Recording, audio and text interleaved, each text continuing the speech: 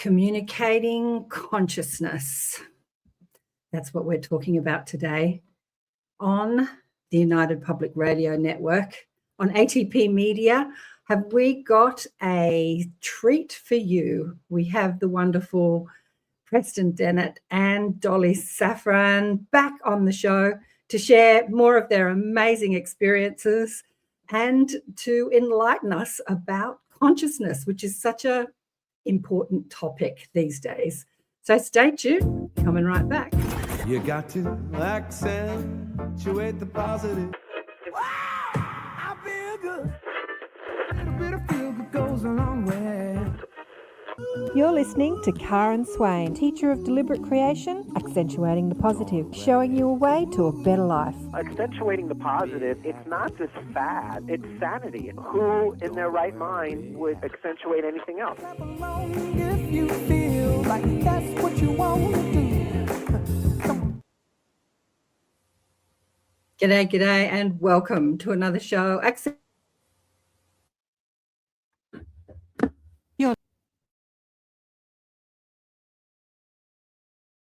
You're listening to ATP Media, Awakening and Expanding Consciousness with Karen Swain on the United Public Radio Network and the UFO Paranormal Radio Network on 107.7 FM and 105.3 FM. Syndicated radio hitting about 120 countries and streaming on 8 platforms.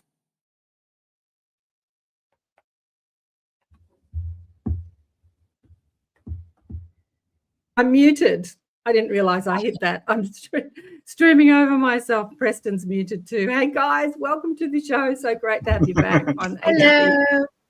Hello. Happy Sunday. Yeah, happy Sunday to you, and happy Monday to people on the southern hemisphere. It's great to have you back on the show. I think that this is an important conversation. We've got your audience and my audience all saying hello. I want to say hello to Preston and Dolly's audience from the Lightgate. Hello, my family. Love Preston Dennett. Oh, my sister-in-law. Is she your sister-in-law? I love you, Christy. Yeah, she married my brother. Is this the artist? Is that the artist? Yes. Yep. Aha. Hi, Kisara. Yeah, there's a great audience online. You guys have such a fabulous audience, and I know my audience is on too. Some of my favorites, Vladdy, here he is. Much love to all of you.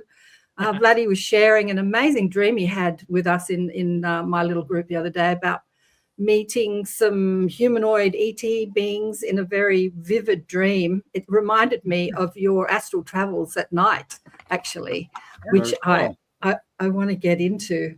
But do you want to bring up that I've lost the star, that Preston, that star, I don't know, I can't seem to find where the starred one, there, that one. Yeah, Joe wrote this before we went live, and I just loved it.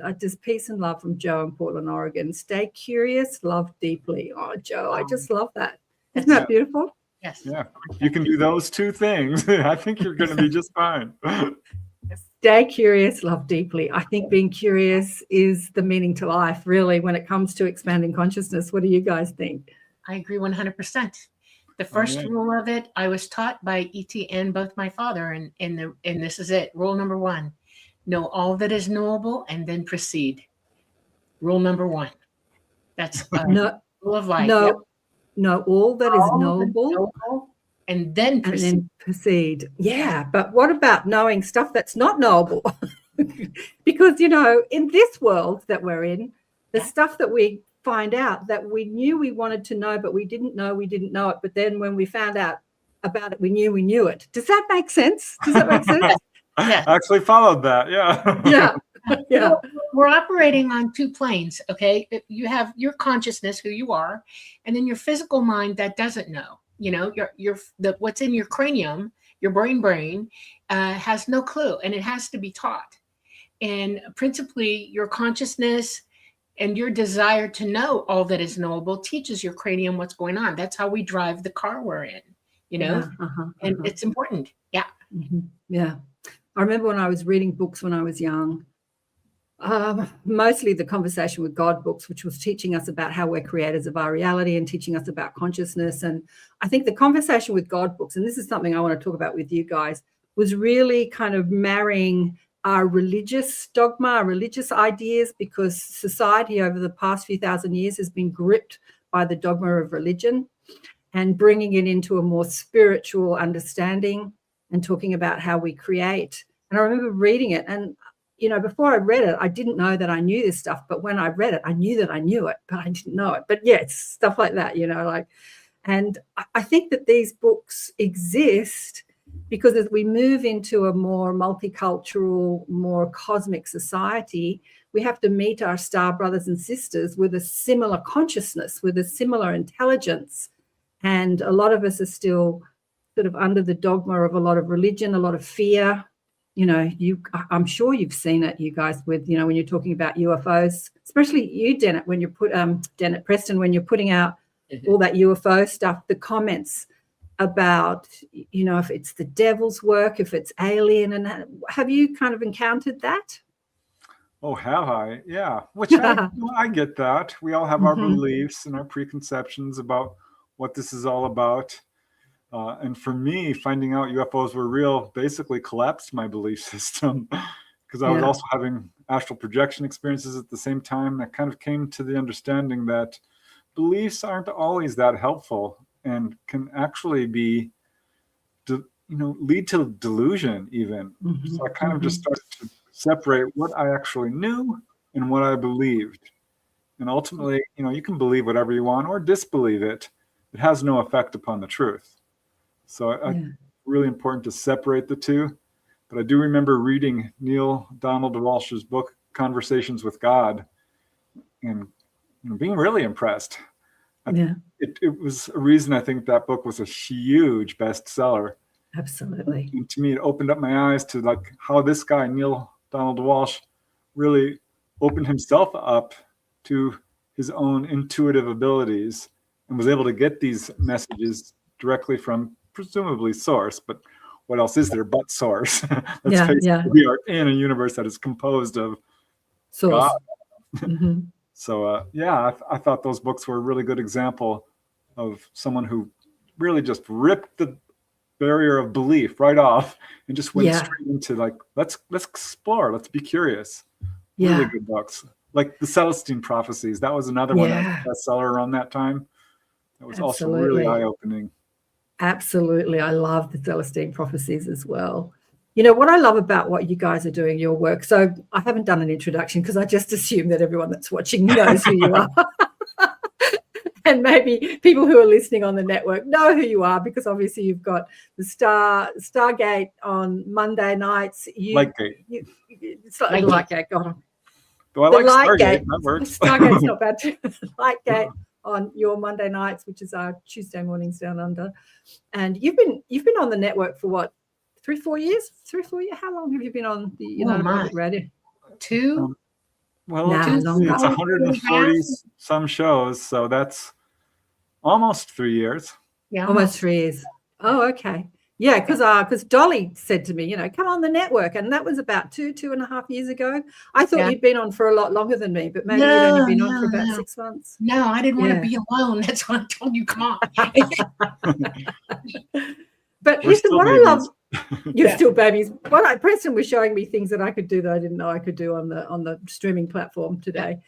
But what I love about your work is it's marrying consciousness or spirituality or religion and the UFO phenomena, because, as we discussed, a lot of religious people, especially in the States, not so much in Australia, maybe because we've got a smaller population, but there are so many people caught up with fundamental Christianity or fundamental religion that really locks them out from expanding their minds and their consciousness to this understanding. And I think our star brothers and sisters really want us to get with the program and raise our consciousness and intelligence so that we can walk amongst them as disclosure starts ramping up.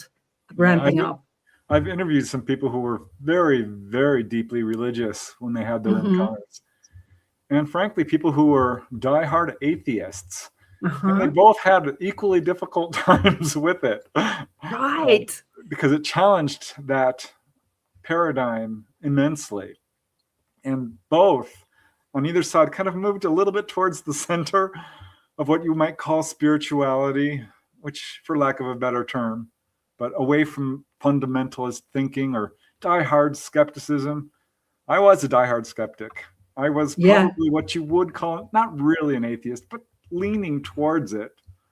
I mean, I always knew there was something more than just nothing.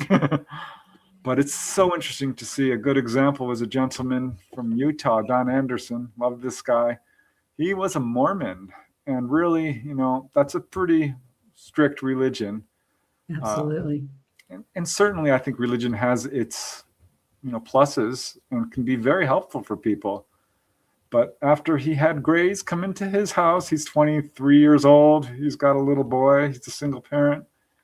And, you know, basically started to make contact with his child. He's like, no, I'm coming with you. And had a huge, he says it was almost like a near-death experience, because all these memories of all his previous contacts suddenly came back. Dolly had the same exact experience at age 14. He was 22, which really is young in the contactee population. Often this is in, you know, midlife for a lot of people. But yeah, kind of blew his religion out of his mind, and he had to find, because there just wasn't room for it in structured Mormonism religion, oddly. Right. Yeah. Dolly, do you want to share your experience that Preston's talking about? Well, I was okay. So everybody should know that I'm Jewish. Okay, both sides, and but my ethnicities are multiple. My family who came to me from both sides of my family, I have probably every single type of ethnicity on me.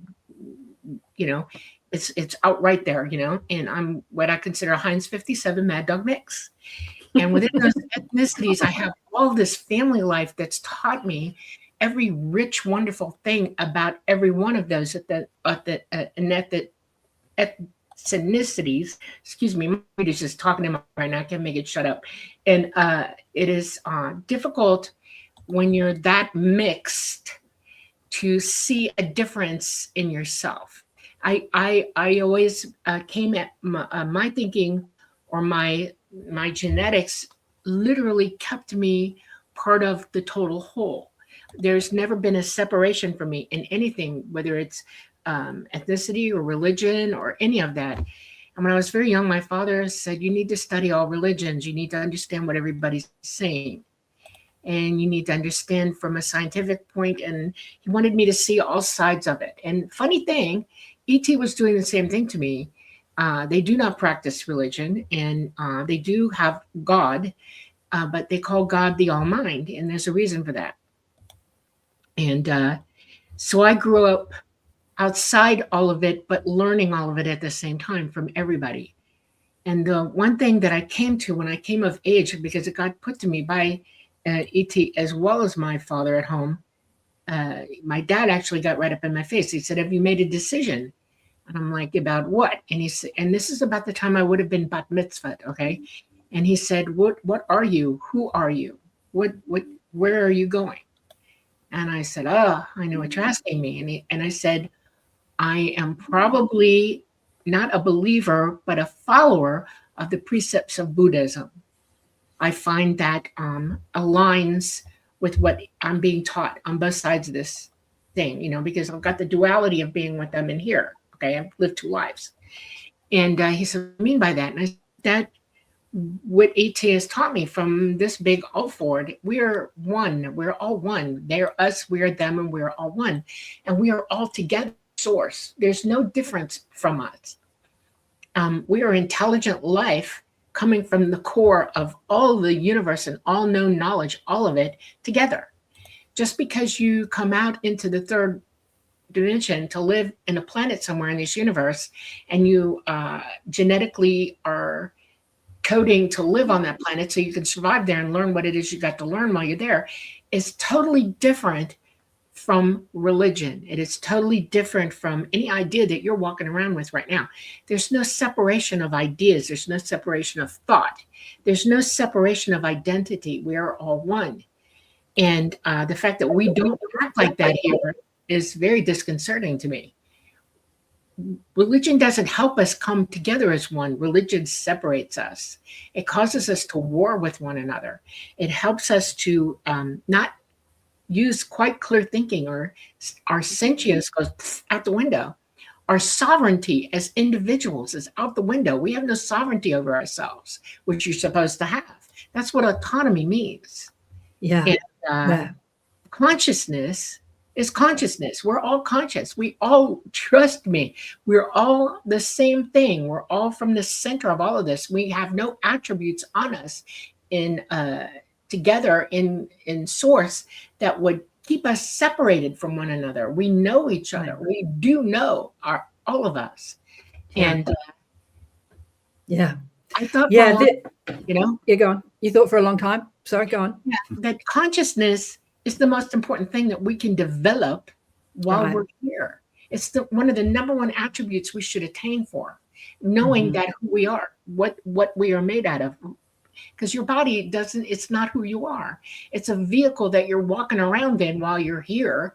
But once you leave this body, you're going back to source and anywhere else you want to go. So what gives? Do you know yourself? Do you know what you're thinking? Your consciousness? Your physical brain only knows itself. It's walking around trapped in the globe of your skull, and it can't think past it. And it's without the driver, it's helpless. And we're walking around with helpless brains because we're not connecting to consciousness like we should. Yeah, that's the basis of all ideas and thought. And at the center of it is our willingness or unwillingness to hear the truth.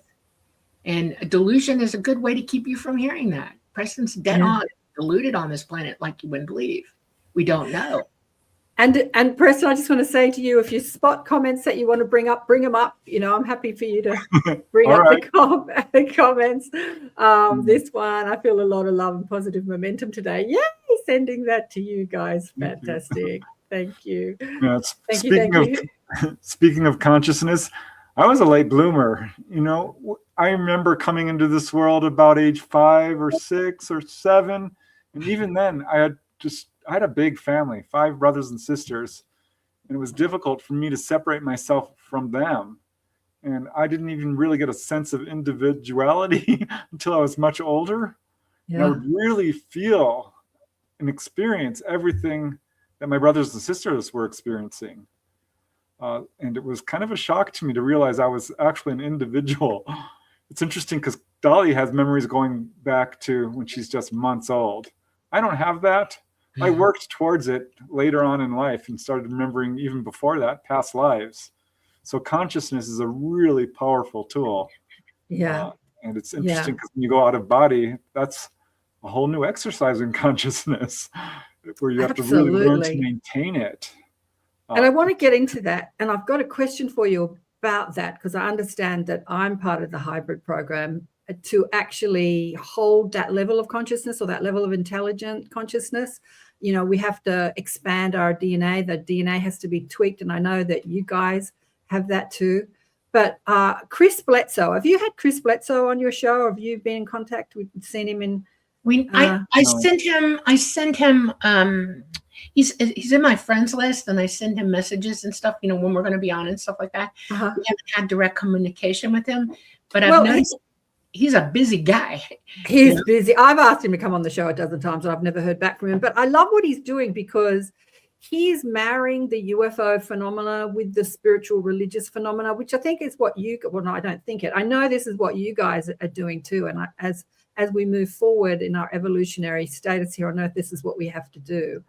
Like on Earth, we separate science from religion, or politics from religion. Like we've got the whole thing separated. And just like you said, Dolly, the ETs don't see it like that. They see what we call religious or spiritual or miracles as physics, as science, you know, as intelligence. They don't have this holier than thou sort of put it in this box over there and then there's normal life. It's all just one conversation. What what we see as miracles, they see as understanding of how to manipulate molecules, how to manifest reality. And I think that, you know, what Chris is doing and what you guys are doing is bringing that conversation together instead of having it in those separate boxes. Like there's the UFO phenomena, and then there's religion, and then there's spirituality over there. I mean, I think I heard Chris say on a show that consciousness is another name for God. I don't know, but what do you think about that statement? Do you think consciousness is another name? That's why they call ET calls God the All Mind, because it is all mind, and we're in it. We're part of it. And we can hear the All Mind as well as the All Mind hears us. It knows everything. It created us, and it gave us autonomy. That was our gift. And it was natural for it to do, because everything's got to birth something. Okay. You can't be a conscious entity or an intelligence and not want to create. Okay. On every level. And I think we are the creator's creation. And the All Mind brought us in to be with itself. Okay, we're part of it. And we've been given an opportunity to elevate ourselves, to know as much as we can so that we can reach its level to communicate directly. And then maybe from there, I don't know what's going to happen from there. I wouldn't even want to guess. I have my ideas, but I'm not telling anybody. I have to get to where I'm at before we can have this conversation. It is an incredible idea to understand that. And you have to think of your own parents. If you have a parent that was very wise and you trusted this person with all of your everything, that you knew this person was dead up honest with you and would never lie to you and always give you a thumbs up, you know, you're doing good, keep going, keep trying, encouragement your whole life. If you could communicate with that parent on that parent's level. And I strived for that with my own father. My father was a genius, and my father knew things that were deep and profound. And he taught me as much as he could, but I wasn't ready to know everything he knew yet. And as I got older and he got older, we started sharing more and more, but I had to bring myself up to that. I had to understand what he was saying, and it was a lifetime of learning through him. That's what we should be doing on a massive level with the All Mind, you know, that which created us. Instead of telling it to take care of us and do everything for us, we should be honoring our autonomy and our regency of ourselves and working towards reaching that conversation with that. Yeah, you know? Exactly. Yeah. There's a lot of questions here in the stars. I've been using the star, Preston. Thanks for showing me that, about death, which is so interesting. And then Mish said here, curious to know what Dolly and Preston think about Michelle DeMarquet's book, The Thiber Prophecy. Have you heard about The Thiber Prophecy? Have you met Samuel Chong? Yeah, I've heard of it. Yeah, I've read the book. It's a bit different from the research I've done. So, you know, I'm a bit on the fence about it, to be honestly. It's certainly an interesting book. Yeah. And I would recommend people read it. But I have to say, I don't know.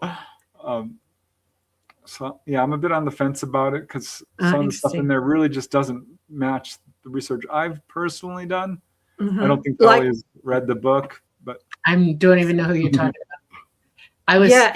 It was a book that was written by a French Australian guy. He was originally from France, settled, moved to Australia, and had a nursery up near Cairns in Queensland. And in the 80s, he was taken by 9-foot hermaphroditic ETs to a 9th category planet, and he was shown around their planet, and he was told a lot of things about the origins of Earth, actually, and how, just like you said, Dolly, how, like the parents, how they're overseers of the evolution of this planet.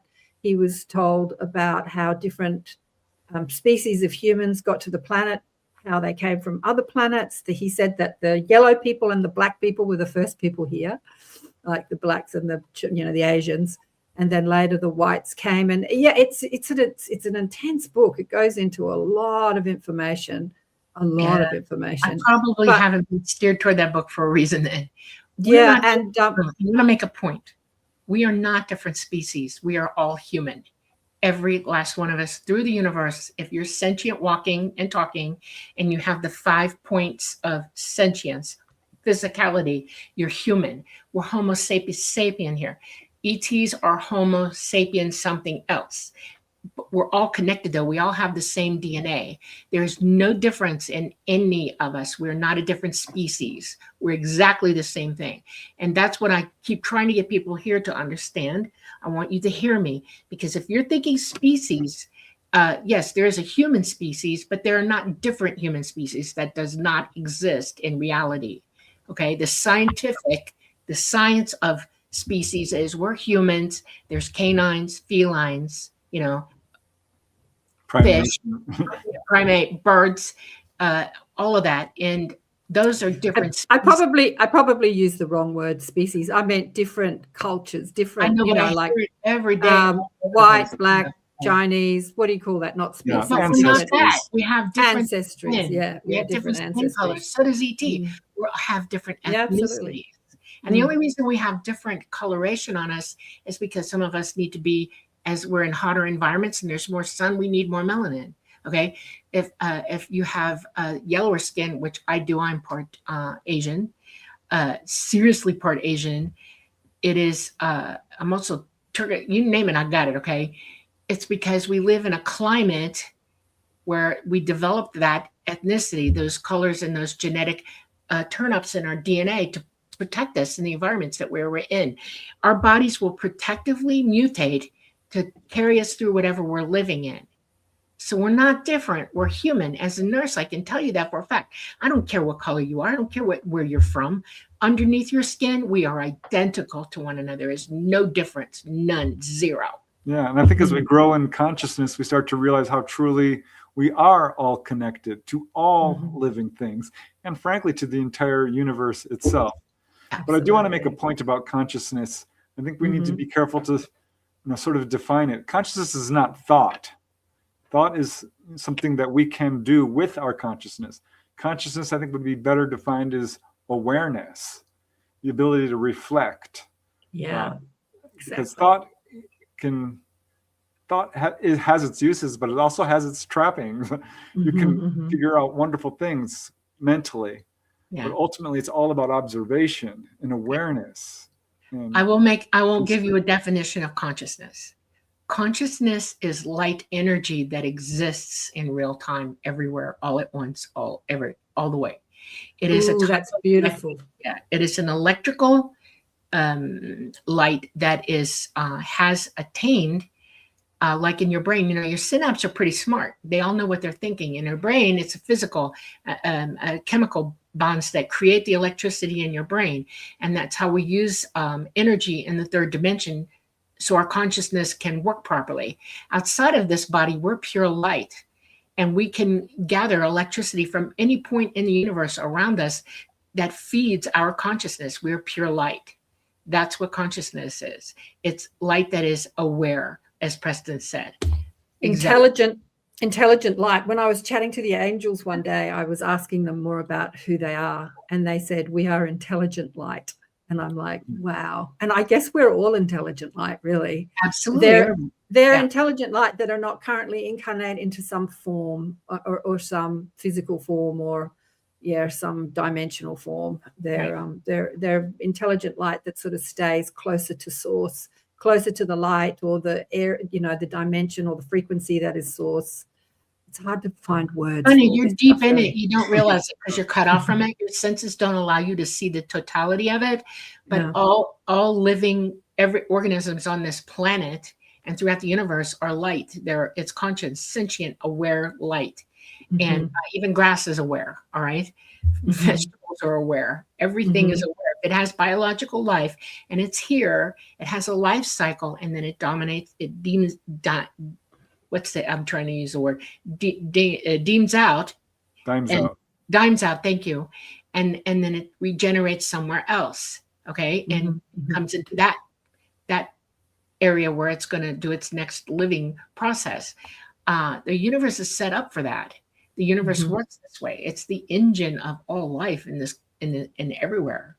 And well, that's exactly what Vladi is talking about right here when he asks, what do you think about electricity being the thing that connects all beings and all dimensions? Yep. It's funny because I was just looking into a contact case from Guadalajara, Mexico, which I featured on my most recent episode on my YouTube channel. Dr. Diaz was in his doctor's office when this guy walks in, and he looks a little different. He's very short. He's got very pale skin, very, very smooth skin, and basically says, "I'd like you to give me a physical exam, and I will prove to you that I am not from here." Wow. Which apparently he did enough to convince Dr. Diaz that he was not from here. He said he was actually 80 years old, and that there's several of his kind, like 10,000, he said, living among us and trying to teach these various concepts. And he talked about, the dangers of nuclear proliferation and how we are very slow in growing our spiritual awareness. But mentioned specifically that electricity is something we really need to do a much deeper dive on. That this is how they are able to travel vast interstellar distances, which really rang a bell for me because Dolly talks about this as well, how the ET craft use very, very high amounts of electricity to open up a light gate to cross interstellar distances. But that electricity is really the key to all things. And it's interesting to me because when you do astral projection and you get to the other side, which you might call the heavenly realms, everything is light. The grass grows with lights, the flowers, the trees. There are no shadows. It is the most beautiful thing you've ever seen. So yeah, light being the fundamental force of the universe makes sense to me. And what the things ETs can do with light is so amazing. From levitating to healing, to pulling people through solid objects, what appears to be solid, but is actually just light. Right. It's all just energy and information swirling around in a quantum soup. Yeah. Which is going back to the Dive of Prophecy. This is really what I gleaned from the books. What I got from the books is that these humanoid ETs had the ability to do the miracles they talk about in the Bible. And you've just said it.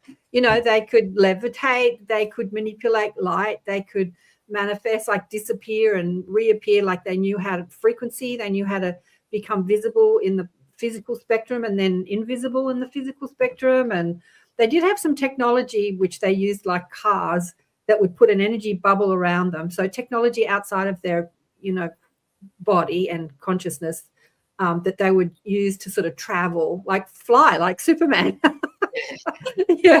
And and so they have what we call religion and miracles and spirituality. They just call physics and science. Well, that's what levitation is, human levitation, which we can do. Dolly has experienced it. I have a good family friend, Mary Frank. She experienced it as a child. A number of contactees have experienced it. I'm still not exactly sure what the mechanism is, even though I've written a whole book called Human Levitation. Right. But to hear Dolly describe it, actually having that experience, I suspect it does have something to do with light. Yes. Yeah. Absolutely. Yes, it does. Yeah. Yes. Well, flying dreams. I think flying dreams are pretty common for most humans. Most people I've spoken to remember some sort of flying dream. So would you say that is memory of us astral out of our physical bodies at night, where we can astral travel and we appear to be flying? Yes, yeah? Absolutely. Yeah. Mm-hmm. Yeah. Go ahead. Yeah, if you're having flying dreams, you are this close to having fully conscious astral projection. Because remember, we are all doing it every night. Right. And going back to the idea of consciousness, this really surprised me. We're fully conscious on the other side. Even if you're not aware of that you're having astral experiences. You are, and you're directing it, and you're having a good old time, but you come down and you forget it like a dream. It's still there. It's not erased. This is something that I take away from my conversations with you, Preston, about your out-of-body experiences at night. And I've said this to you on other shows, and I'm going to repeat it, is that when you meet your relatives, both dead and alive, from our understanding, dead being that they have finished their incarnation on Earth, and then some that have not finished their incarnation. And you having a conversation with your brother and your sister, I think, saying, do you know you're not in your body? And they look at you like, what do you think, we're stupid? Of course we do. Like, fully conscious of who they are, where they are. but more conscious than we are when we're in our physical form, like more conscious of I would who like we to are finish that sentence. as that connection to source energy, or connection to light, or connection to spirit or energy, like more conscious of who we are as consciousness than when they're in their physical understanding. Yeah, go on, Dolly. I want to finish what that thought is. But the thought is this: they were trying to tell Preston that my physical brain is not is listening only as if in a dream, and that when the dream they wake up, it become fully lucid. They're only partially lucid. They let go of it like a dream because they don't realize it was fully real to them. Yeah. And they let go of it. Your brain will only assign importance to things it thinks are important. And our physical minds tend not to use dreams as something that's that important to remember. So it lets go of it. Your physical brain is a big bad actor in this, okay? Yeah. It is only capable of so many things. And if you're polluting it, if you're not exercising like you should, if you're not exercising it at all, it's not going to have the capacity to fully understand everything your consciousness is doing. And it's connected at night. And if you remember your dreams like that, you're only listening for a little while and then you turn it off and then you wake up. Okay. And so, I had a lovely dream. And you don't realize that, no, you were in contact with your loved ones. You were OBE. You were running around having a good time.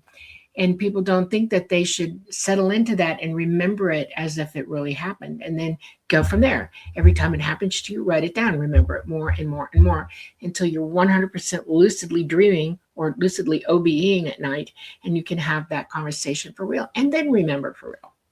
Yeah. Well, that's one of the tricks to astral projection. You always have to keep track of it's maintaining consciousness. Right. Where are you? Who are you with? What are you doing? Right. At all times, you need to keep that running in your mind and use the ability of thought and awareness and perception to sort of ground yourself in reality. Because when we go out of body, we lose track of that. So that's one of the techniques that you can use, especially right when you wake up. You're like, okay, I know I was just somewhere. Just lie there for a second and ask yourself, who was I just with? Where was I? What was I doing? It can all come rushing back to you. It's a good technique. Yeah, it's interesting, because I have really vivid memories of lucid dreaming, or just what you were saying, Dolly, coming back into my physical brain perspective and having memory of what I was doing in another dimension, out of body. When I was younger, more than I do now, and I still try to practice remembering. And I know that, Preston, you've said meditate, meditate, meditate, meditate. I used to meditate a lot more when I was younger because I kind of had a reason. I wanted to expand my psychic abilities and consciousness. And so I meditated more then than I do now. So maybe I've got to get back to meditation practice. Yeah, if you don't use it, you lose the connection. Yeah. Do use it. But, I have clear access to guides and angels and dead people, in my physical waking body. But it's that memory of where I've been when I wake up in the morning. Even this morning, I woke up and then felt myself falling back to sleep. And there's this energy, a vibration, frequency. It's absolutely beautiful. It's like warm comfort, where just before you lose consciousness, just like you're falling asleep, and then bang, it's like the lights go out, and then the next thing you know, you've woken up, and there's that memory lag. So I'm saying to myself, I'm feeling this frequency. I'm going to remember. I'm going to remember. And I didn't. So we can aim for in life is to become conscious and lucid during the day, so we can OBE while we're dead up awake. I want to explain something to you. The chemical process that makes you fall asleep is sort of like anesthesia. It's a chemical that your body administers to you because it's time for you to take a nap. It's physically tired and it starts dropping those chemicals on you, one of them being melatonin. Your pineal gland, which is the important gland that has to work for you to go OBE anyway or be psychic, is that gland. It's an endocrine. And it's part of your endocrine system, and it sees light and dark. It knows what time of day it is. It knows when to sock you up with those chemicals to make you go down. It's a protective measure to protect this body from being overstimulated, because your physical brain can only take so much, where your actual consciousness can handle anything. So there's a state of being that you can get into during the day when you meditate, because you allow your consciousness to become the absolute driver of you and be in consciousness. That's something that people don't talk about enough. You can actually attain full awareness, consciousness during the day. You practice it, and meditating is the first step. There's a second and a third, and you have to be able to get to the second and the third through the first. Going within to go without doesn't mean go to sleep. It means to go within who you are. One of the things that I do every day when I wake up from my sleep, my physical sleep, is I go in and I open my third eye and I remain open all day long. I'm fully consciously aware of who I really am. My awareness is speaking to you as I speak to you now. I hear myself think, not from the brain, from consciousness. And if you practice that, it becomes an everyday affair. It's like breathing. You attain what Buddha was trying to say, nirvana. That's the state of nirvana, for your physical body to be in that light, to understand. Yeah, you meditate while you're awake. Hold that state, because we have these different levels of theta, alpha, gamma, delta. So if Alpha, beta, theta, gamma, delta. Yeah, it goes beta, alpha, theta, gamma.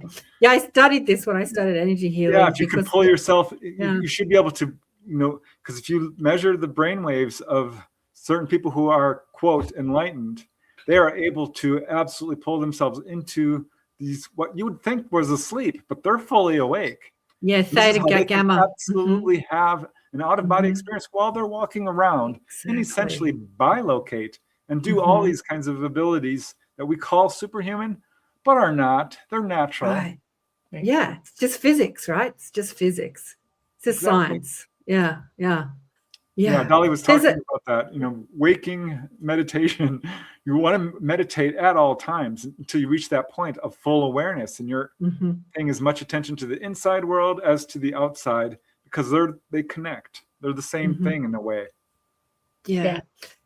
And this also gives us the ability to perceive frequency, subtle frequency, through the cones and rods in our eyes, through our physical apparatus, that others don't. Because, there are many people, and I know that you've talked about this a lot, both of you, who will look up at a craft in a crowd and 3 people can see it and the rest can't see it, or encounter an ET that is completely visible to some and not visible to others. It's like mediums who can see ghosts and others can't. Right? You're not looking with your physical eyes, you're looking with your third eye. And it appears to be physical because you're seeing it standing in front of you. But I guess everything we see, the mind is seeing anyway. Like, we think it's our eyes seeing it, but the mind is actually interpreting light. It's the car you're in, and it's interpreting what you're doing with it. You're the programmer, it's the computer. Okay. And you have to give it a base program for it to operate properly, and then you take complete control of it and move through everything with it. You become the operator, the total operator. And so when I look at you, I see everything there is to see, all energy around you all at the same time. I hear your frequency, your mind. You have a very unique frequency. I see your physicality. I see I can hear what you're thinking. I feel what you feel. It's a thick soup to be in everybody all at the same time. That way, once you get comfortable walking through it, you're okay. A lot of people, they say, "Oh no, it's too much. It sucks the life out of me." No, you lit it. That's not how this is, because you can become energized by it as well. When you hit negative energy, all you have to do is walk away from that. And most negative energy, once you reach full consciousness, won't come near you with a 10-foot pole. It'll see you come and go, no. Well, yeah, absolutely. And when you hit negative energy, if you're not judging it as negative or bad, then it doesn't really affect you in a negative way. It's only our judgment that creates our experience. Like, if you see something horrible and you go into, that's terrible. If you resist, But, in the Thyroid prophecy as well, when Michelle was taken up into the ship, it's so interesting how they to get him on the ship, they had to what's the word I'm looking for? Like, take all the bacteria and stuff off him, like wash him. Decontaminate. Thank you. Decontaminate him. Massive decontamination process. But they did something to him so that when he was on their planet, he had the ability to see auras. I suspect that that's what you're talking about, Dolly. He could see people's energy field. He could see the colors in their auras. But when he came back to Earth after his experience, that turned off.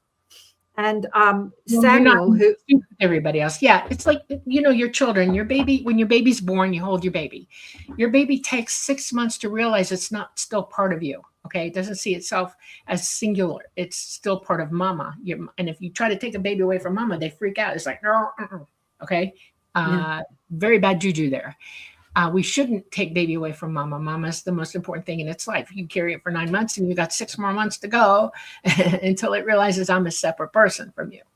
And it's like that with all consciousness. When you're with others that are in that soup together and you're in consensus with one another, communion, as Whitley Strieber describes it, everybody's giving everybody energy at the same time and they hold you up.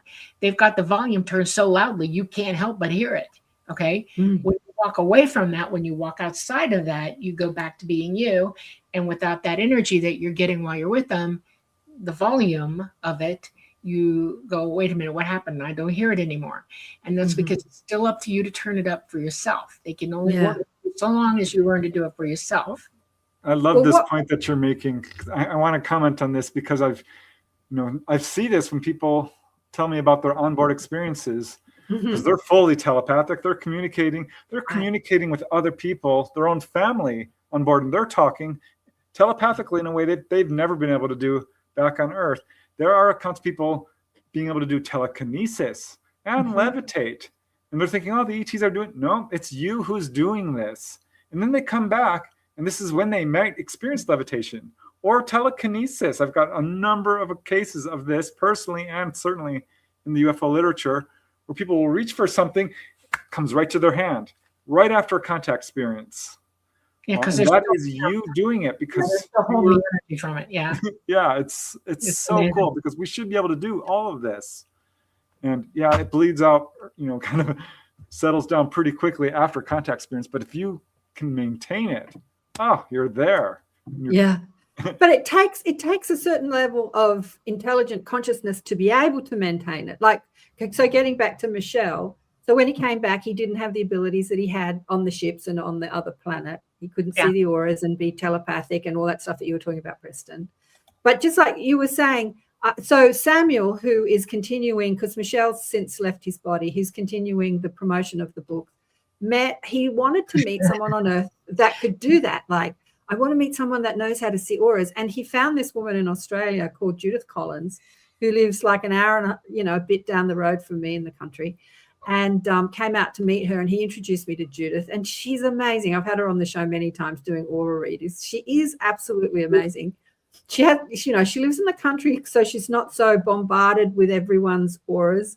But she, as a child, said, I just wanted to turn it off. So in order to have those abilities like the ETs have, we have to learn how to cope with it because we have to learn how to cope with it, and it's overwhelming for many. And I mean, obviously she has the ability now to turn it off and on.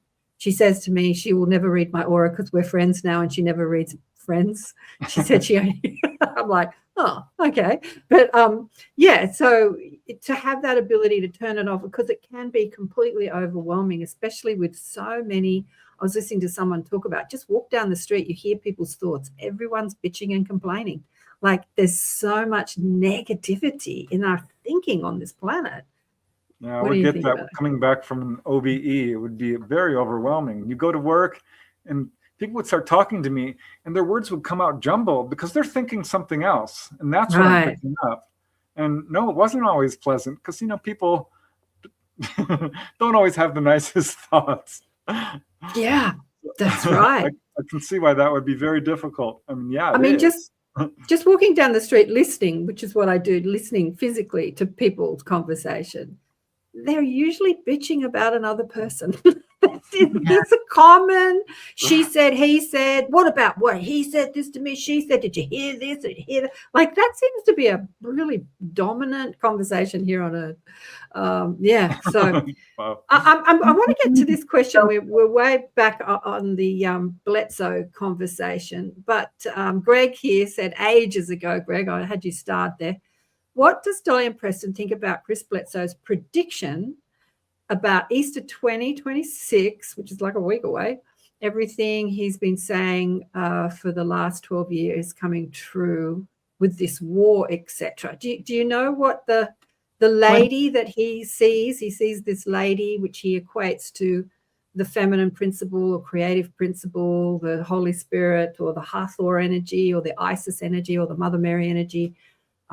She made all these predictions about ET or orbs making themselves known when the bombs start flying between Israel and Iran. What do you guys think about that? I met Chris Bledsoe, a lovely man. He was healed of Crohn's disease, I believe it was, during an ET contact experience. I do know he's also a religious guy. He is. And I think that perhaps some of his experiences are perceived through the lens of religion, which is understandable because we all do that. Whether you think you do or not, you are perceiving reality through the lens of your own belief system. Which, is perfectly fine. I am not a religious person, so it's hard for me to sort of relate to some of what he's saying in terms of Jesus coming back and this sort of thing. But I'm very interested to see what comes of these predictions. I'm wary of predictions. Yeah. I really am, because there's a lot of them and often they don't come true. Absolutely. And it could be more of a symbolic thing. People perceive an awakening, and it could be just sort of an awakening that's of spiritual awareness, perhaps, rather than an actual, second coming or something along those lines. But I always like to put them kind of on the back burner and watch it very closely, because it's exciting, and we'll see. I mean, a week away, but I don't know. Well, the prediction was that ET would make themselves more known because they would intervene in the war, and we would see that intervention. Dolly doesn't agree at all. No, no better. They are not here. They're not coming back here for a long time. And this is, okay, I'm just going to say it. I have to be honest with you. I'm not going to sit here and beat around the bush. A lot of people aren't going to like what I'm going to say. That's not Dolly's style. No, Dolly, I don't know you like that. Let me get back to it. Go. You have to be aware that there's more going on behind the scenes than you are aware of. And a lot of people who seem genuine and honest in telling you things that you should be listening to are actually sheep in wolf clothing. Okay.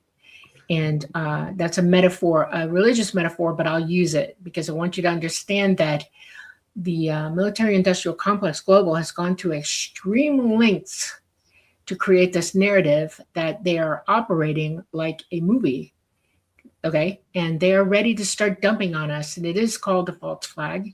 And they're going to show you that ET is either going to be your rescuer or your condemner. And I need you to understand that if you're predicting that ET is coming to rescue you, I want you to understand that it's the farthest thing from the truth in reality. I've said it a million times, and if you watch everything that I've ever said, you will know point blank that we are the responsible for our own woes upon this world. We have created every stupid, stinking, thinking thing that's going on here. We had no help from anybody but ourselves. And it's only going to be us that get ourselves out of it, or we pay the total price for that. And that is we're heading into a situation where nature's going to take care of it, whether we like it or not. Yeah. That's why awareness and reality need to get checked. And if you make a prediction to me, I'm going to look at you funny because you are not telling me something that you should be telling me, or anybody else for that matter, because your issues are more important. Healing yourself and what you understand about reality are more important than worrying the world to panic people, make people think things that are not true. It's a type of control that you should not be exercising, period. I have never made a prediction, and I never would. ET doesn't predict. And it's because we are all in control of ourselves. We are autonomous beings, and we're responsible for ourselves. And they, like parents, warn us that we're idiots and we should think about this, but they're not going to raise their hand to fix us. We have to do it for ourselves. So I have to say, I have to say, having showcased, New World teachers for the past 20 odd years, I have heard a lot of stories of people who are now in their 70s, 50s, 60s, 70s, who even as children had angels or ETs or spirit turn up and show them probable realities of Earth and talk about, you humans need to get your act together because this is what could happen. And I call them probable realities because there are different timelines. And even on board, maybe, Preston, you've heard this too with your research, people going on board ship and them showing like probable realities of a future time. I would call them possible possibility. I'm not sure that I would call them separate timelines or anything like that. But they are absolutely very concerned about how we are treating ourselves, each other, and the planet, and this planet. And we'll show it in very vivid detail because it's not hard to see some of these outcomes that we're heading towards. And they are very good at that. And we can do that too. Dolly and I did a whole show with Caroline Ayadarola about precognition. And Dolly and I had a big discussion. She's like, well, precognition is really not the word you want to be using. Cognition would be a much better word. Awareness. Because, you can kind of get a glimpse of the future. It's not the future as you think of it. Things. Your consciousness has no boundaries on it. It's interdimensional. It sees everything all the time, all at once. It is not locked in the third dimension. It's living with you right now in this physical world, but it is mostly supersedes all of that.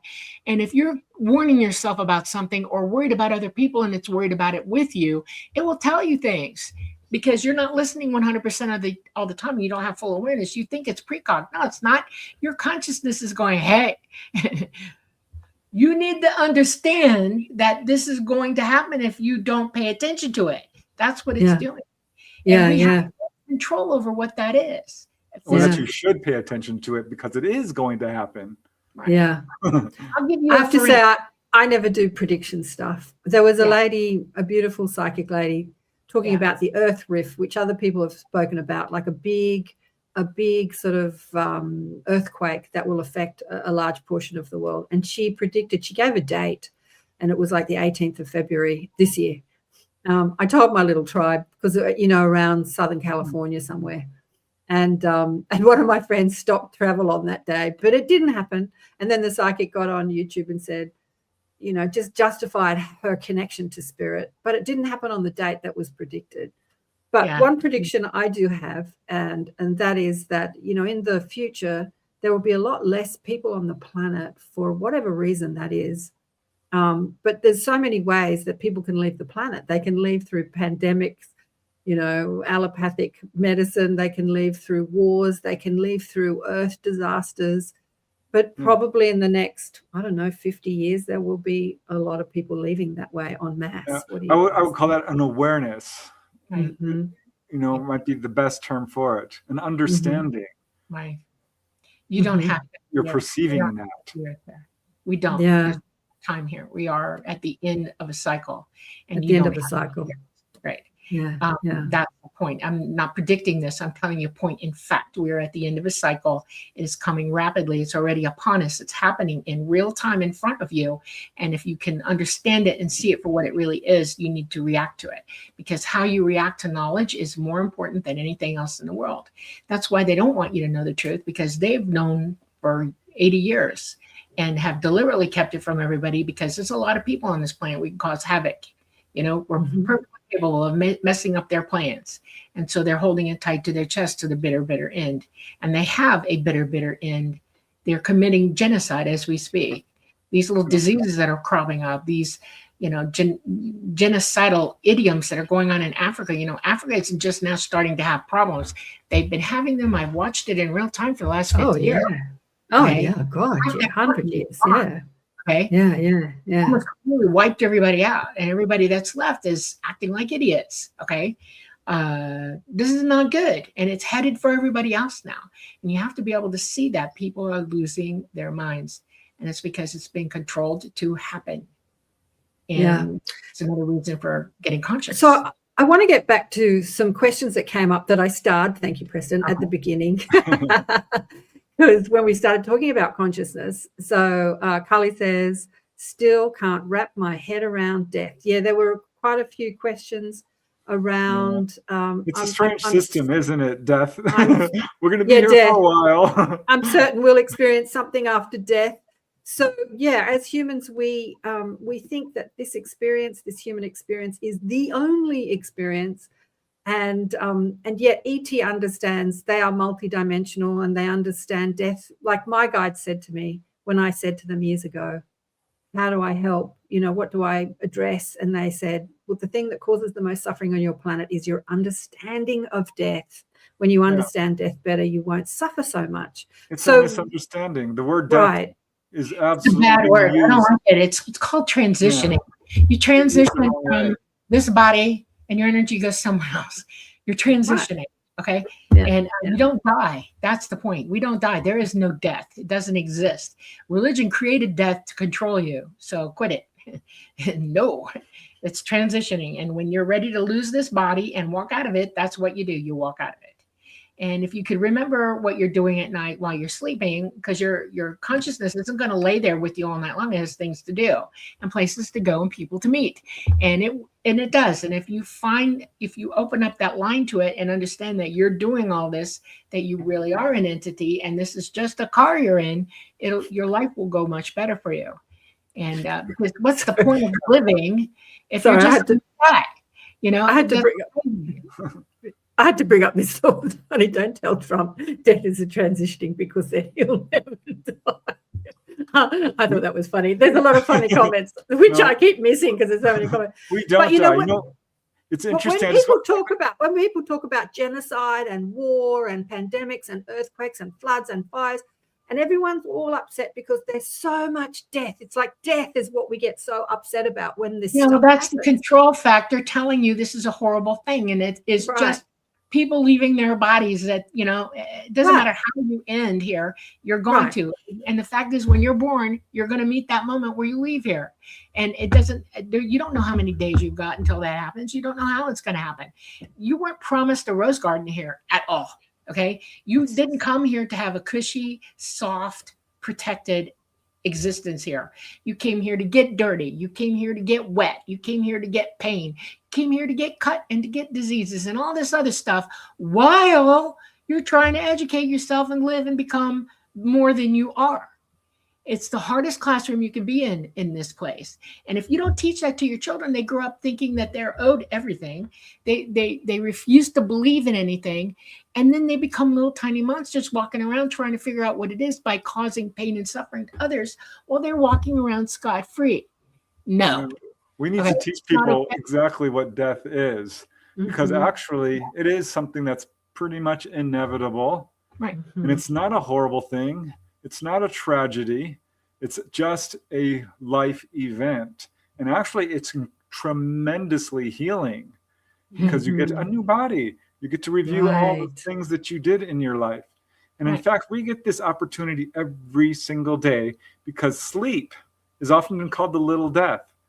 And some people have horrible insomnia because I think it's related to the fear of death, and they have trouble falling asleep, because in a way, it's like a near-death experience in a minor way. There's no trauma involved, but you're leaving your body. You're going to the other side, just like you would when you pass on.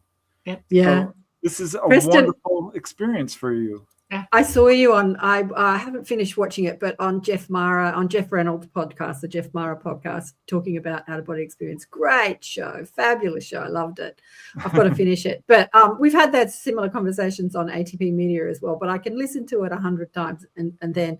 But when I was on Jeff's show a couple of years ago, we were speaking about the same thing, and I said, we die every night. And that's the, how he takes a bit of your conversation and puts it up as the title. We die every night. That was his sensation. But as you say, sleep is a little death. Yeah. I mean, we're doing it every single night. And how much we love going to bed. Everyone, like when you're a little kid, you're like, I don't want to go to bed.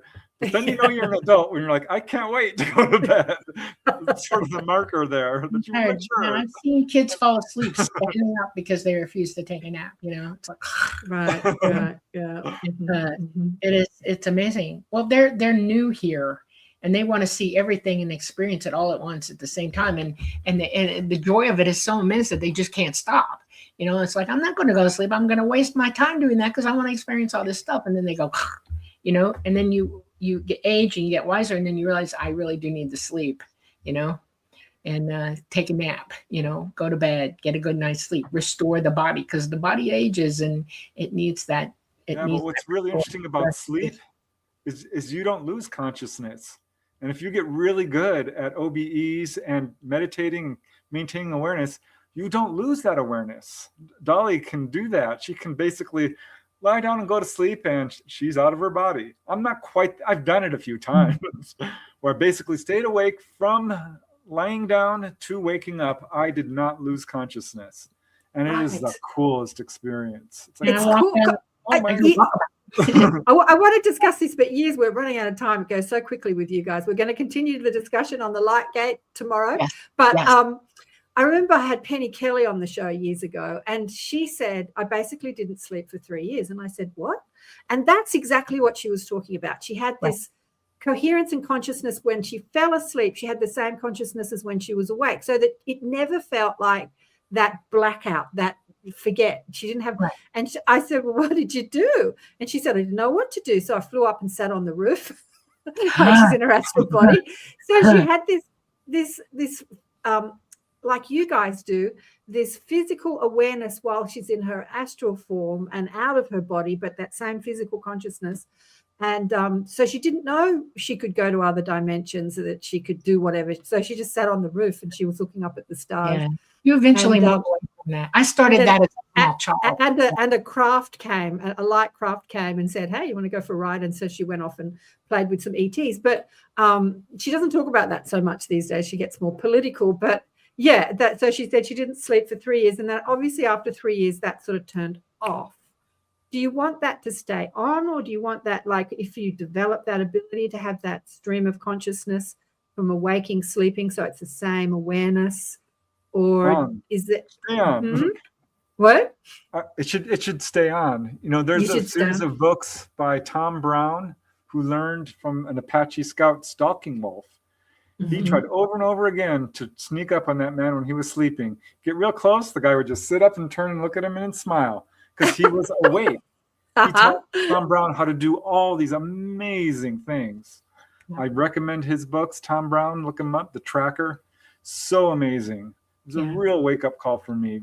Yeah, we can do that. You don't have to lose consciousness, because you're really not losing consciousness anyway. And we know this from sleep studies. They put those little... Well, your brain's gone. Yeah. You're still fully conscious. Yeah, your brain actually, okay, so you know you got a pineal gland, and it transmits and it receives signal, okay? And that's important because your consciousness is signaling to your brain all the time. And once you open up that conduit, you know, I'm going to call it a conduit. It's just you're attaching to yourself. And once you do that, you're aware 100% of the time. Not to do that makes you confused, perplexed, lackadaisical.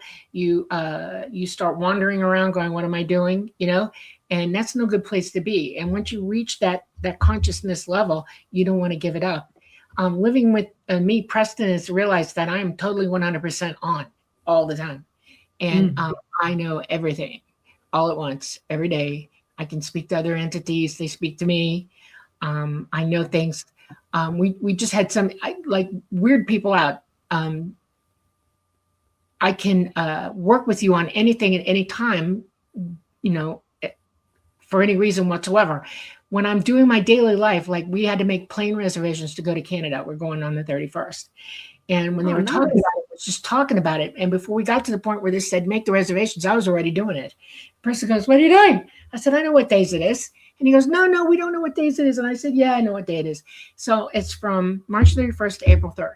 Okay, but they had only decided to do one day, and it was going to be, they were talking about March 31st to April 2nd, but I made the reservations to the 3rd. And then the more they talked with us, the more they realized that we needed the extra day. So it all came back down to the 3rd. And well, I already made the reservations, so just send it to him. And he did, you know, with a boom, boom. This was in a 5-10 minute time frame that I did this. And it's because I'm aware of what's happening. I can hear them thinking and talking as well as us. I can connect to any conversation that I'm in with anybody from any distance, anywhere at any time. And so I already know what you're going to decide to do, and this is what we're going to do, and I do it. And it freaks people out when I do it. They don't get it. I'll be in a car with, I'll go back to, we were going to Guy, and the guy was driving us, the driver. I won't tell you anything we talked about, but one thing happened. We're in the car, and all of a sudden I said, listen, where do you live around here? Because I knew it was the next exit. And he goes, oh, yeah, that exit, that's where I live. Yeah. And he looked at me in the mirror and went, you knew that, didn't you? And I was like, yes, I did. Oh my Dolly God. knows. Dolly, I'm just going to ask you, when you get passionate and you beat the table because you're passionate, it's hitting your mic and we're getting this bouncing off your mic. That's okay. Lots of people do that. I'm going to do a station ID break. So here we go. Here's a station ID break. You're listening to ATP Media, Awakening and Expanding Consciousness with Karen Swain on the United Public Radio Network and the UFO Paranormal Radio Network on 107.7 FM and 105.3 FM. Syndicated radio hitting about 120 countries and streaming on 8 platforms. And we're chatting with the wonderful Dolly Safran and Preston Dennett today. Yay! 2 of my favorite people, all about consciousness. And again, my favorite topic, and merging our dogmatic limiting beliefs, conditioned beliefs, merging or expanding them into the idea of who we are as conscious beings and what's possible when we understand that, and we understand how to have sovereignty over our consciousness or have that awareness. And we've got a big, we've got Preston and Dolly's audience live because we're streaming on Preston's YouTube channel too. Our physics really, our psychics really telepathic. I almost married a fellow Canadian, Denmark. Anyway, they're all chatting amongst themselves. Yeah. Are psychics really telepathic? Great question. Who wants to answer that? Okay, well, yeah. I mean, the real answer is we all are. And you can see this in society when there's like mob behavior, or there's a thing in science called mirror neurons. Mirror neurons. You see somebody getting hurt, you can feel that pain.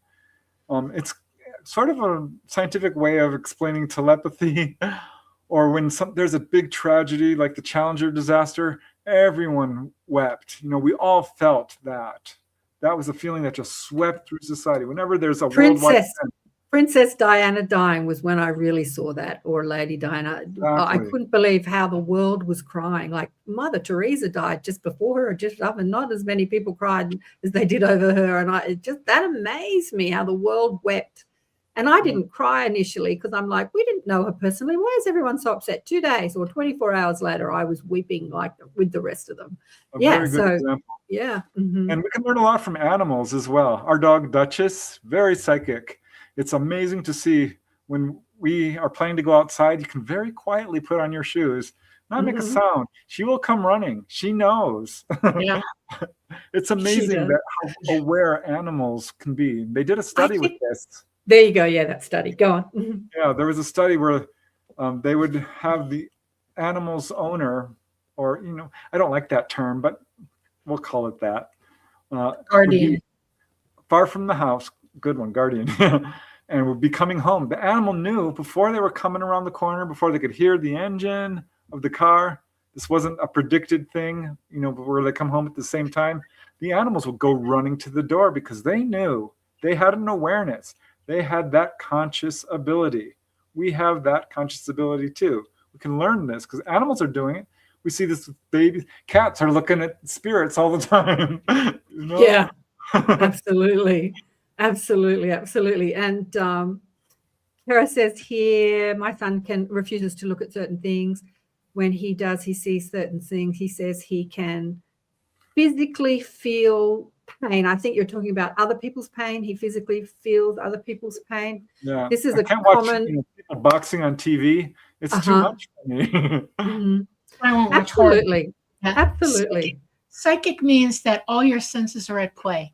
You have psychic senses that mirror and are exactly the same as your physical senses. We have sight, we have sound, we have touch, we have taste, and we have, hearing. Okay. And psychic means when you're OBE, you have all of those senses in play. they operate. It's the same thing. And so when somebody's in pain and you're in that energy field with them, it's going to hit you like a ton of bricks. You're going to feel it. When I was a nurse, that was one of the reasons I was so good at triage, because I could feel where you hurt without you telling me. Okay. Yeah. And I would zero you for that and start doing my triage toward looking at what that situation was. I was very fast at it too. You can turn the volume up and down on that. In other words, if I'm feeling intense pain from somebody else, I will shield. It's not really a shield. I just turn the volume down on it. You know, I look at you and I go, okay, I'm with you. Don't think I'm not. And I turn the volume down so I can deal with you. It becomes more important to heal them at that point. I have every message in the world that you're in trouble right now. And yes, we're going to deal with that. Yeah. And we all have that ability. And it's amazing how much of that ability we're actually walking around with. It's synonymous. It's part of the equipment, you know? Yeah, exactly. Yeah. This is another what's the word I'm looking for? I'm falling over my words today. Misnomer, thank you, Dolly, that we need to clear up as we evolve into intelligent conscious beings, because the understanding has been, oh, you're psychic, you're special, you're different, you're a starseed, you're an empath. You know, we give labels to everyone. Right. And just like you guys are saying, everybody is. I've been saying this ad nauseum on my show over and over again. Everybody is. It's said in the Seth books when I read them in my early 20s. Yeah. You're all communicating telepathically on Earth. You couldn't drive on your roads if you were not. It's just that we're all doing it all the time. We're just not aware that we're doing it. And but I remember, I think I was about 26 when I read that, driving and like being aware that I knew what people were going to do, like being aware of what I knew, being aware of stuff that I was aware of that I didn't know I was aware of, coming back to that awareness. Yeah, bringing that awareness into your conscious understanding instead of it being an unconscious awareness. But we're all doing it all the time. It's just bring your awareness. The trick is listening. You know, I was once in an intersection. I was in the back seat. My brother was driving, and my sister-in-law, who was in chat, Christine, was sitting in the front driver's seat, and we were next to this giant truck. And the light turns green, and Christy turns to Mark and says, "Beware of red light runners." And he's like, "What?" And doesn't go through the green light when whoosh, this car comes barreling through. I started laughing hysterically because I love it when this stuff happens. It was so cool. I'm like, "Christy, oh my God, how did you know?" And she's like, "Yeah, exactly. She was listening. Yeah, exactly. Which you do really well, Karen. You know, because you're very intuitively connected. Dolly, I tell you what, with your audience, you've got such a great audience. It's a multitask. It's like I'm listening to you, I'm listening to Dolly, I'm reading the comments. it's like it's a real multitasking exercise, isn't it, being on this show? Oh gosh, awareness. No. When you see me look down, it's because I can't see it on the monitor. It's too bright for my eyesight. But I've got my phone on dark, so I look down and I'm reading the comments on my phone. Oh, you can read them on your phone. Yeah. But yeah, being on radio was something. I remember when I first went on radio, God, how old was I? I think I was 50, maybe late 40s. And I first went on community radio where you didn't have a producer. So you have to answer the phone, do the panel, put on ads, put on music, adjust the volume, have a live guest in front of you. And as a psychic, talk to my spirit guides all at the same time. And I thought, there's no way I can do this. But it's like we are amazing. Yes. And being on this StreamYard and doing this in our, in our third act, as we all are now, it keeps your mind, agile. It keeps your mind busy. It keeps your mind agile to be able to multitask like this. It doesn't make you mentally lazy, and it keeps your awareness too. Because we're running out of time. Anything you guys want to get in before we finish this show? We'll continue the conversation tomorrow on the Light Gate. Absolutely. I want everybody to do an experiment tonight. Okay. I want you great. What we're talking about here. Okay. And before you come on with us tomorrow, I want you to feel this one out for yourselves. I want you to go meditate tonight. I want you to think about what it means to be aware and who you really are, and make contact with yourself. And to do that, you have to let your physical mind go silent during meditation, and then listen for yourself to talk to you. Have that voice. You know, they describe it as the still small voice. That's you. And make contact with yourself, and let's have a conversation about conscious conversation. And that's what you're employing when you do that. So that's your homework for tonight, y'all. And we'll talk about it tomorrow. How's that? Well, I love that, Dolly, because, you know, I think what a lot of people are doing is they watch podcast shows. It engages our interest. It engages our curious mind, and it's beautiful to be curious. What was that quote at the beginning, Preston? Stay curious and love deeply. Love that. Yeah, stay curious and love deeply. Yeah. But, you know, engaging the curious mind doesn't necessarily mean that you're going to implement what you know to be your truth into your life as your truth. So a lot of people know a lot of knowledge. They listen to you guys. They've read all the books, but they don't implement the awareness into their life. So giving people exercises like that, meditate. I want you to be me. I want you to be you, you know? Yeah. People say this to me. How did they choose you? You know, you must be very special. No, I'm not. I'm just like you. I just was more in tune with doing what I needed to do to try to catch up to them. And I was on a mission that I was going to learn how to do this, and I did. It came naturally to me. It can come naturally to you. You just have to give up all the around you that's telling you no. Say yes to yourself. You can do this. Exactly. And you do it for you, not me, not Preston or anybody else. But the reason I give you this assignment is I want to hear your journey. I want to hear how you're impacted about it. Come in the chat and go, that's why. You know, I want to hear all that stuff. It's marvelous to me. I don't like sitting here chatting to myself. I'm giving you information that I hope you employ, that you use to help yourself. Yeah, absolutely. You know? Absolutely. We have to believe in ourselves. We have to love ourselves. We have to forgive ourselves. You know, we have to really embrace ourselves. Right. Absolutely. It's all about self, while at the same time, all about everyone else. That's how connected we are. Because the idea of individuality is very, you know, prominent here in the third dimension, but it's a bit misunderstood. We're not alone at all. Never alone. Never alone. That's right. I just want to say hi to Leah. She says always an awesome show like no other. She's loving it. Honored to learn. Thank you, Leah. And then what does Dr. Neil say here? I've been putting 3 hours relaxing Buddhist teachings on my YouTube to go to bed. Works great. Thanks for that. Some solfeggio frequencies. What do you think of the solfeggio frequencies? Do you think that's the go? Or? The solfeggio. And that's how you say it, solfeggio. And nice.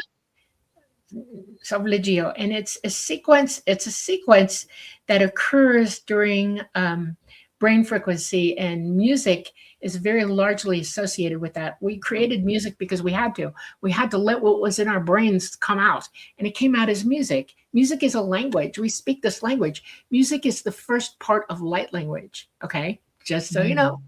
And you're hearing tonal qualities, you're hearing frequencies and stuff like that, because we all think in those. And so, yeah, the solfeggio is the first and only true scale. It's the scale of light, how light operates. So, yeah, it's very important to understand what that is. So, yeah. You know, I think that you've probably spoken a lot about the hybrid program. Definitely, Preston, you've researched that with different people, haven't you? I had this beautiful woman on the show recently called Tanis. What's your last name? Me and names. Cole. Anyway, and she's a hybrid. We were talking about the hybrid program. She was talking about meeting her hybrid children. And so I asked her this question, you know, why do you think they have the hybrid program? And she said something that I hadn't considered before, because I've had this conversation a lot. She said, if we're to meet ET physically, they have to be more physically like us because of the bacteria and the microbiome and the energy frequency and everything. So if we splice the physical DNA with their DNA, it's more possible for them to be physically on the planet. I thought, flip that around. Flip it a little bit. I'm hybrid. I'm a known hybrid. Okay. Yeah. So that I can exist with them because I had to be with them to learn from them. It's not because of them, their genome not being able to handle me. It's my genome being able to handle them. Yeah, both ways. It goes both ways. As I was saying that I discovered I was a hybrid too. in order don't to hold lose the humanity. psychic abilities that I hold. And it might have started before, but I know that my mother was different. She looked different. She looked the same, but she looked different to her family. She was a completely different. And accused so of related to anybody. I freaked out. And Preston, you talk about your family a lot. Do you think your whole family, their DNA was tweaked in order for you guys to, well, you specifically, to do what you do now and have the experiences you have? Here's our There's second your copy. friend. Hello. The dog. For people listening on radio, the whole UFO thing is in my family. My older brother and my younger sister both have had very close encounters. I probably had the most of all of us. I never knew about my parents, but I suspect, yes. And in a way, we're all kind of hybrids, if you want to look at it that way. Absolutely. Absolutely. But we don't understand genetics. And I really like how Dolly talks about this, that we have all the genetics of all life in our own. The template of all life is within us. So if we could even begin to understand genetics, we would definitely have a great leap forward in understanding all of this. Right. Yeah. But I think that eventually everyone's DNA will come online to do what, you know, great psychics and seers and telepathic and OBEs, conscious OBEs do now. It's just that some came before the others, right? Some came to show and to teach this is what's possible, and then the others will sort of catch up, right? Yeah, well, we live in a society that rules us.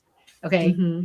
And we go through periods from our generations where we're under a thumb, and ET's like, okay, we need to get some people to come on board and, you know, help drag them out of this stinking thinking. And they do that.